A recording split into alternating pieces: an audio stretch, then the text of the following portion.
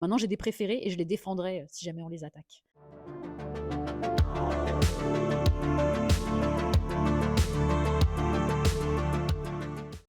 Ce vendredi 9 février, au Collège Beaumanoir, les élèves de 4e assistent à une conférence de Camille Van Belle, journaliste scientifique et autrice de BD. Elle vient leur présenter sa bande dessinée Les Oubliés de la science, Oubliés IS, qui met en avant les scientifiques de premier plan injustement oubliés dans l'histoire des sciences.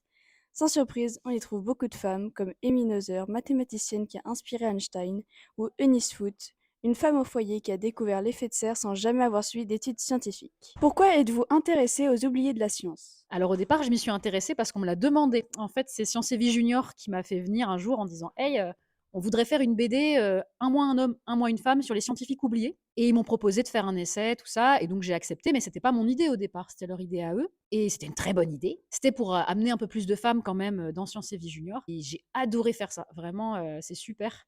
J'ai découvert, plein de femmes trop cool et je m'y suis bien attachée, maintenant j'ai des préférés et je les défendrai, si jamais on les attaque. Genre vraiment, il y en a, j'aime pas qu'on dise du mal d'elle. Alors, mes préférés, donc c'est Cecilia Payne. C'est quelqu'un qui vivait dans les années 20, donc qui a découvert la composition des étoiles. Elle a fasciné ses étudiants. C'était quelqu'un qui parlait extrêmement bien, qui était très cultivé. Et ça, déjà, ça me la rend attachante. C'est mignon.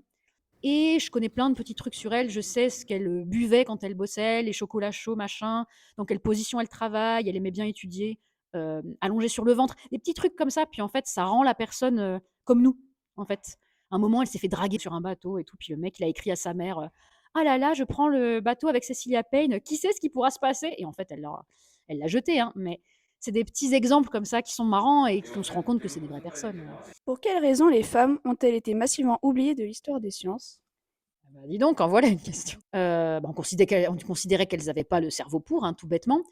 Et puis, ça donne beaucoup de puissance les sciences, mine de rien. Ça donne beaucoup d'outils.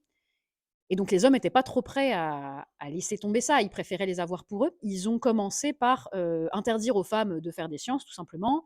Ensuite, ils se sont rendus compte que finalement leur petit cerveau arrivait à maîtriser quand même.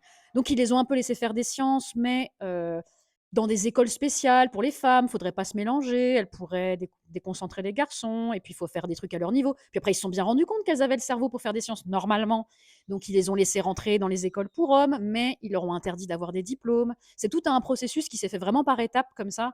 Après elles ont eu le droit d'avoir le diplôme, mais elles étaient pas payées et ça c'est vraiment la plus grande constante que j'ai, c'est des femmes qui travaillent comme chercheuses sans être payées du tout, même dans les années 50 encore et du coup qui souvent se retrouvaient obligées de bosser avec leur mari dans un labo parce que bah, sans ça, elle pouvait pas faire de science, elle restait chez elle. Ça a été des méthodes comme ça pour exclure les femmes petit à petit. C'est bah, telle chose dans la science, tu peux pas parce que tu comprends, voilà, tu peux pas faire ça, ce serait indécent quand tu montes sur une échelle.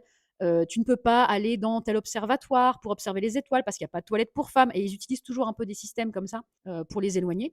Et puis, bien sûr, il y a le fait que c'est encore de nos jours, malheureusement, la situation fait qu'on oblige les femmes à ce que ce soit majoritairement elles qui s'occupent des enfants. Et ça gêne énormément les carrières. C'est aussi l'occasion de parler de la place des femmes dans le milieu scientifique et dans les filières universitaires scientifiques.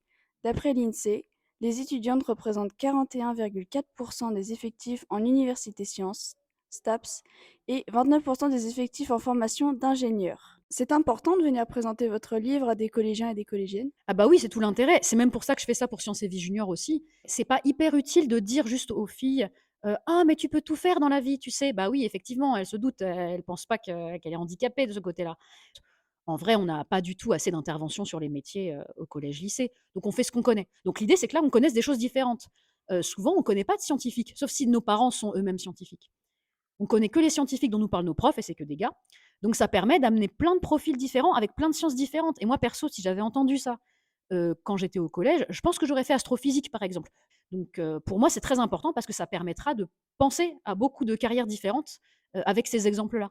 Au CDI, une exposition met en valeur les femmes de la tech. En amont de cette rencontre, les élèves de 4e ont réalisé des travaux de recherche en cours de français, de SVT. Nous, on avait travaillé sur Catherine Johnson avant. C'est une scientifique mathématicienne. Moi, j'ai travaillé sur Marianne Lang, c'est une paléontologue. Ouais, j'ai trouvé ça intéressant. Puis, je connaissais pas trop cette autrice et ses livres, donc c'était cool. Moi aussi, comme Élise, et du coup, ça m'a donné envie d'acheter le livre qu'elle a créé. C'est chouette de la rencontrer parce que j'avais plusieurs magazines de Sciences et Vie Junior. Du coup, c'est chouette de voir qui c'est qui a écrit et fait les recherches. Donc, c'est super. Est-ce que ça vous donne envie de faire des études de sciences? Bah, moi, pas forcément, mais je trouvais ça plutôt intéressant. Même si t'es pas une fille, est-ce que ça te donne envie de faire des études de sciences? Bah, pourquoi pas, ça peut être intéressant d'apprendre les sciences et voilà.